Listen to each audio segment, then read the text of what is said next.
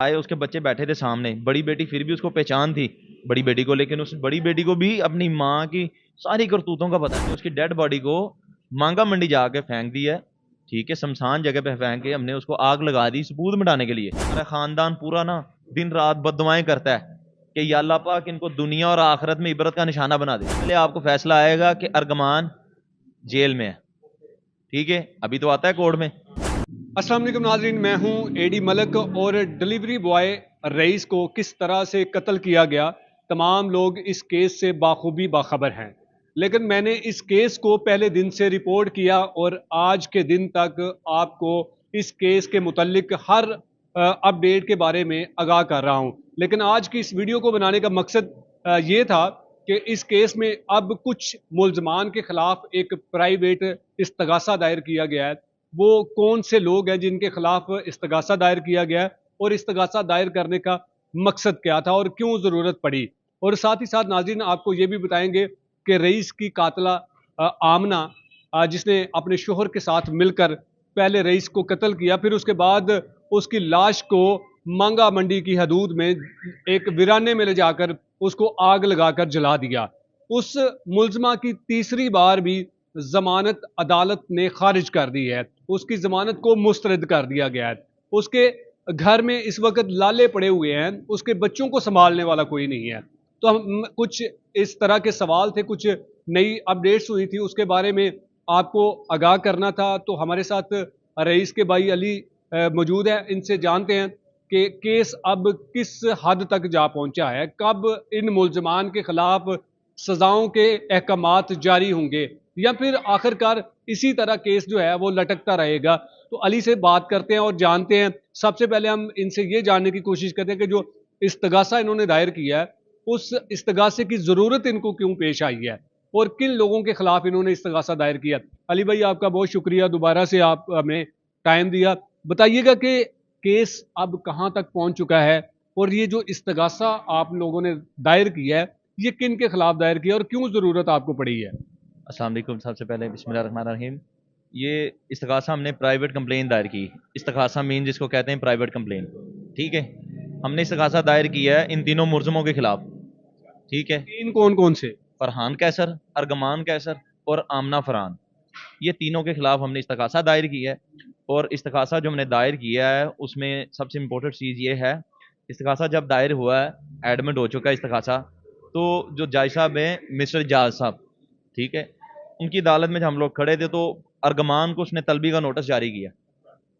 तीसरा मुलजम जो पहले दिन से अभी तक गिरफ्तार नहीं हुआ। जो तीसरा हमने गिरफ्तार करवाया है, ठीक है, हमारे पास एविडेंस मौजूद है यार, मैंने आपसे भी शेयर किए हैं। और इंशाल्लाह जो कोर्ट में अब मैंने जो नए एविडेंस जो कोर्ट में दिए हैं वो इंशाल्लाह अनकरीब मैं आपके साथ शेयर करूंगा, ठीक है। वो हमने तो इनको फर्स्ट ईयर जो इनको अरेस्ट करवाया था हाई कोर्ट सोसाइटी इनके घर से, C110 GN हाउसिंग सोसाइटी। हमने पहले दिन जब इनको अरेस्ट करवाया उस चीज़ के शवाहिद हमारे पास मौजूद हैं, ठीक है। उसके बाद जो हवालात में जब ये बंदा बंद है अर्गमान कैसर फरहान के साथ, वो भी हमारे पास एविडेंस मौजूद है, वो अनकरीब हम लोग मीडिया के साथ भी शेयर करेंगे, ठीक है। और कोर्ट में हमने वो पेश कर दिए, ठीक है। और दूसरी बात ये है कि आप आमना की बात कर रहे हैं, आपसे मैं एक सबसे इंटरेस्टिंग बात आपसे शेयर करने लगा हूँ कि जब हमने इस्तगासा दायर किया है तो इस्तगासा दायर किया तो उससे गालबिन दूसरी तारीख को जब हम लोग गए वहाँ पे कोर्ट में तो इसके बच्चे आए हैं। आमना के बच्चे आए हैं? आमना के बच्चे आए हैं, आमना के तीनों बच्चे आए हैं। और दोनों जो दो छोटे बच्चे थे, आप बिलीव कीजिएगा, ये मैं आपको बड़े हकायक बता रहा हूँ, उसके जो छोटे बच्चे थे दो, उन्होंने पहचानने से इनकार कर दिया। इसको पहचानने से इनकार किया? आमना को पहचानने से इनकार कर दिया। अपनी माँ को इन पहचानने से इनकार कर दिया? 100% जब उसकी माँ आई है, ठीक है, उसने नकाब किया हुआ था, बड़े वो हम तो जाते हैं ना, हमें पता है, ठीक है। वो पंजाबी की मिसाल है, सो चुबे खा के बिल्ली हाजे को चलेगी, ठीक है। अब वो नकाब करके आती है, ठीक है, नकाब किया होता है। आए, उसके बच्चे बैठे थे सामने, बड़ी बेटी फिर भी उसको पहचान थी बड़ी बेटी को, लेकिन उस बड़ी बेटी को भी अपनी माँ की सारी करतूतों का पता है, ठीक है। कितनी एज थी बड़ी बेटी की? माशाल्लाह यार, वो भी बेटी है, बच्चे जो है ना वो भी हमारे बच्चे ही हैं, ठीक है। लेकिन वो बच्ची माशाल्लाह उसकी जो एज है तकरीबन 10 साल के करीब है, 10 साढ़े 10 साल के करीब है बच्ची की एज, ठीक है। वो बच्ची ने भी ना बड़ा उसको ना इग्नोर किया, अपनी माँ को तंजिया इग्नोर किया है। आखिर बच्ची को भी पता है कि मेरी माँ क्या गुल खिलाती रही है, बच्चे किसके साथ आए थे? बच्चे वो आए थे अपनी दादों के साथ आए थे। फरहान की वालदा की डेथ हो, आमना सॉरी आमना की वालदा की डेथ हो चुकी, ठीक है। आमना की वालदा की डेथ होने के बाद बच्चे जो है वो चले गए हैं इनके पास, फरहान लोग दादों के पास चले गए, ठीक है। बच्चे अब उनके पास हैं, बच्चे आते हैं इनको मिलने, ठीक है। मैं हैरान हूँ, आप यकीन कीजिएगा, बच्चों को लेके कोर्ट में आते हैं, ठीक है। वहां पे उनके तासुरात देखने वाले होते हैं कि यार बच्चे, इनका क्या कसूर है, आमना ने इनके माँ बाप को शर्म आनी चाहिए। इस तरह के हरकतें करने से पहले 100 बार सोच लेते कि यार हमने तो ये कर देना है, ठीक है। आखिर जो हमारे बच्चे, उनका फ्यूचर क्या होगा। आप मुझे एक बात बताएं, बच्चे स्कूल में जाते हैं, जो उसके क्लास फेलो है, वो क्या कहते होंगे, आपके बाबा कातिल है, कहते होंगे, वो कहते हैं कि आपके बाबा कातिल है, आपकी मामा कातिल है। तो अली भाई, इन बच्चों को देकर आमना ने अपने बच्चों को अपने गले तो यकीनन लगाया होगा ना? बच्चों को गले लगाया, उन्होंने पहचानने से इनकार कर दिया, छोटे बच्चों ने। मैं आपको बता तो रहा हूँ, वो दो बच्चे जो छोटे थे, जो कुछ आप बता रहे हैं आपने अपनी आंखों से देखा है। यार हम वो बात मैं आपसे शेयर कर रहा हूँ जो हम अपनी आंखों से देखते हैं। मैंने तो आपको भी कहा, आप लास्ट तारीख पे आए, इन सब के आपने चेहरे पड़े थे, तासुरात देखे थे इनके, क्या तासुरात थे इनके। तब तो गरम गरम था ना केस। गरम गरम आपकी बात मैं आपको बता रहा हूँ। आप लास्ट टाइम भी आप हमारे साथ कोर्ट में आए, आप किसी अपने काम से आए थे, तो आप वहां पे खड़े थे, आपने इनकी शक्लें देखी थी, इनके 12 बजे हुए थे। और मेरे भाई, जो सच्चाई होती वो कभी छुपती नहीं है, ठीक है। सच्चाई कभी नहीं छुपती, ठीक है। इन्होंने काम किया है, इन्होंने मर्डर किया, मर्डर करने के बाद इबरतनाक सजा देने के बाद इंसानियत की तजलील की इन्होंने, ठीक है। डेड बॉडी को जलाया सबूत मिटाने के लिए, ठीक है। हमने उसी के अगेंस्ट जो हमने जो हमारे पास सारे एविडेंस मौजूद हैं, कि मैंने आपको पहले दिन से कहा कि मैं हर कानूनी दरवाजा खटखटाऊंगा अपने भाई के हक के लिए, इंसाफ के लिए, और मैं कर रहा हूं।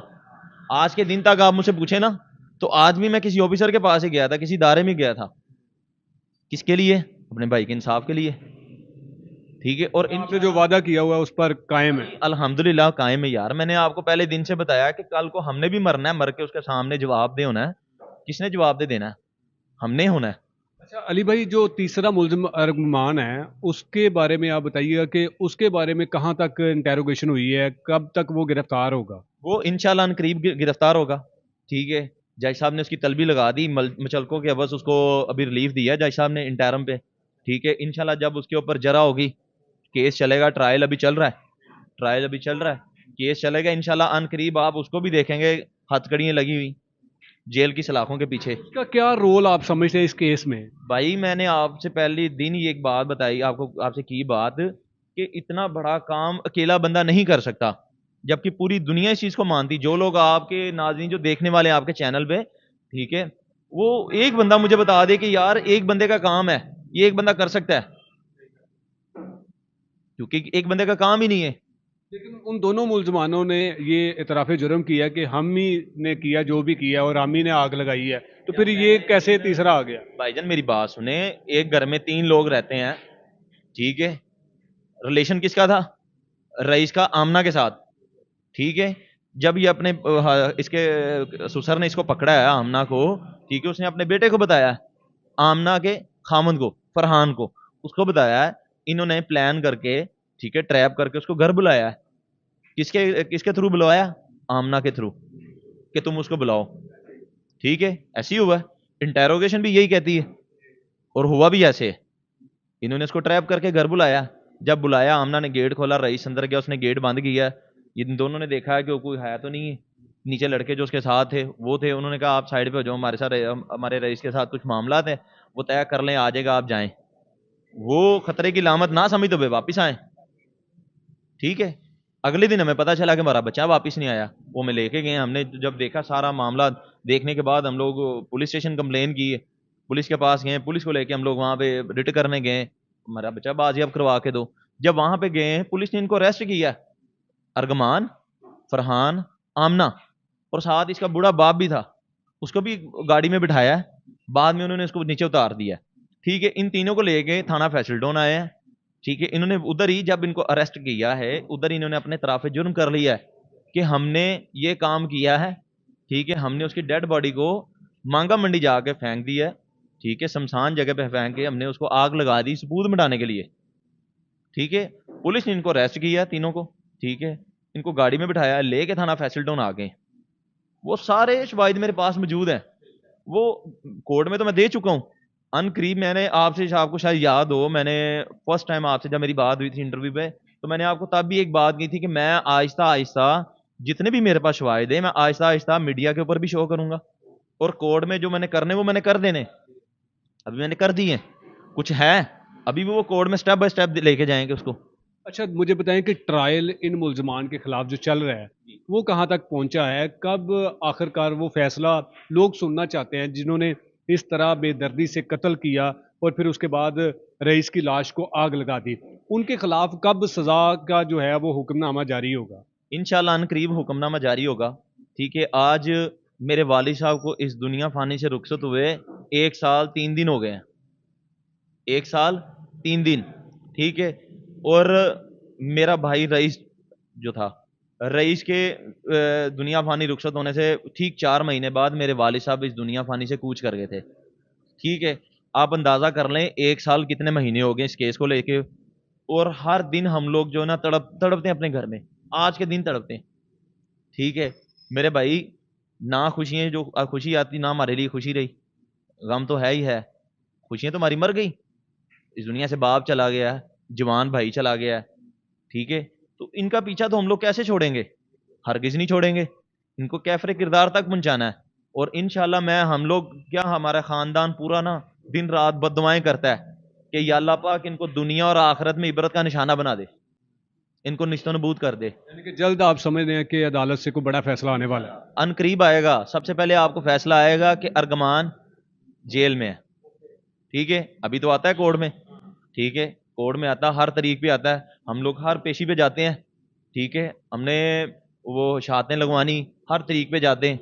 वो कभी उनका वकील साहब नहीं आते जी, कभी कुछ हो गया, कभी कुछ है जी, कभी कुछ है, वो हर यही होता है। अब इंशाल्लाह 16 दिसंबर को जाना हमने। ठीक है, और फिर इन शहादतें लगवानी।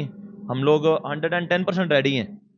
ठीक है, हमने शहादतें लगवानी है। उसके बाद इंशाल्लाह जब जरा होगी तो जरा में आपको सुनने और देखने को मिलेगा कि अर्गमान जो है वो भी जेल की सलाखों के पीछे है। और इंशाल्लाह इंशाल्लाह बफजल खुदा कि इनको कैफरे किरदार तक पहुंचा के छोड़ेंगे इंशाल्लाह। ठीक है, अली भाई, मुझे बताइए कि आमना ने, हमें पता चला कि तीसरी दफ़ा भी अपनी बेल के लिए अदालत से रजू किया था। क्या तीसरी मर्तबा अदालत ने आमना की बेल को एक्सेप्ट कर लिया या फिर उसको भी मस्तरद कर दिया? नहीं नहीं, उसकी वो तीसरी बार उसकी बेल रिफ्यूज हो चुकी है। वो कब क्यों? हुई रिफ्यूज? 3 दिसंबर को हुई है। ठीक है, कुछ दिन पहले यानी कि? कुछ दिन पहले हुई 3 दिसंबर, कुछ दिन पहले उसकी बेल रिफ्यूज हो चुकी है। पर मेरे भाई, बेल रिफ्यूज क्यों हुई है? क्योंकि हमारे पास शवाहिद है, जज को भी पता है कि मैंने इस केस का फैसला सुनाना है, और ये गिल्टी हैं, ये लोग, इन्होंने कत्ल किया है, इंसानियत की तजलील की है। इन बुनियादों पर आमना ने दोबारा से बेल अप्लाई की थी। उसने बेल यही अप्लाई की जी, मेरे बच्चे छोटे हैं जी, अभी इस्तगासा चल रहा है, लिहाजा कि आप मुझे ना रिलीफ दिया जाए। तो मैं ट्रायल के दौरान मैं, जब मुझे कोर्ट बुलाए, मैं आने के लिए हाजिर हूँ। तो जज साहब ने कहा इस तरह तो फिर सारे मुलजम छाड़ देने, घरों ਨੂੰ चले जाएंगे। ठीक है, उन्होंने कहा कि तुसी घरों आ जाओ, इतने आके टेंडस लगा जाओ। उसने कहा खाम खा कोर्ट का आप ना वक्त बर्बाद कर रहे हैं। उन्होंने यूं कलम फाड़ी, वर्का फाड़ के, वो उन्होंने कहा जी जाएं आप काम करें। अच्छा अली भाई, आप क्या समझते हैं कि जी आमना को अगर सज़ा हुई तो क्या होगी, और अगर फरहान को सज़ा होती है तो उसे उम्र कैद होती है, सज़ाए मौत होती है, या फिर दोनों ही हो सकती हैं? आप क्या समझते हैं? इंशाल्लाह उसको सजाए मौत होगी, उम्र कैद भी होगी, आमना को भी सजा होगी, अर्गमान को भी सजा होगी। आप भी मेरे भाई इस दुनिया में, अल्लाह ताला आपको भी सलामत रखे। आप भी देखेंगे कि ये लोग कैफरे किरदार तक कैसे पहुंचते हैं। हम लोग इनके पीछे हैं। मैंने आपको पहले दिन से बताया है कि हमारे हाथ इनकी गिच्चियों पे। हमारा आपसे रब्ता किया किसी मामले को करने के लिए हल? हमारे साथ ना उन्होंने किया है। ठीक है, लास्ट टाइम जब उन्होंने हमारे पास आए, बकरीद से 2-3 दिन पहले, इनकी 2 पार्टीज आई थी, डायरेक्टली आए हमारे पास। एक इनके मामा जी आए, इनके अब्बा जी आए। तो उनको बड़े प्यार से हमने ये की बात समझाई कि आप जाएं, आपकी मेहरबानी, आप हमारे सामने ना आया है। ठीक है, जो कोर्ट फैसला करेगी हम उसे एक्सेप्ट करेंगे। कोर्ट में होना जो होना है, हमारी तरफ से कुछ नहीं होना। कोर्ट जाएं, ठीक है, जज के जाके तरले करें, मिन्नतें कर ले, अगर जज छोड़ दा तो ठीक है, हमने नहीं छोड़ना, ना हमने छोड़ना, ना अल्लाह की अदालत में हमने किसी को छोड़ना है। ना रईस छोड़ेगा आपको अल्लाह की अदालत में, ठीक है। और आप जाएं, आपके साथ हमारा किसी चीज का तनाजा नहीं है। जिसके साथ है वो जेल में है, दोनों जेल में है। एक वो बाहर है, वो भी इंशाल्लाह जेल में आपको दिखाई देगा, और इंशाल्लाह वो जेल में होगा। नाज़रीन, ये अली भाई थे हमारे साथ और इन्होंने एक बार फिर आपको अपने भाई के कत्ल केस की तमाम तर तफसीलात से आपको आगाह किया। इन मुलजमान को अब आने वाले कुछ दिनों में बड़ा फैसला आने वाला है। अब वो फैसला क्या होगा, जैसे ही वो फैसला आएगा हम उस फैसले को भी लेकर आपको आगाह करेंगे कि इन दोनों मियाँ बीवी मुलजमान को बिलाकर अदालत ने क्या सज़ा दी है। तब तक के लिए अल्लाह निगहबान।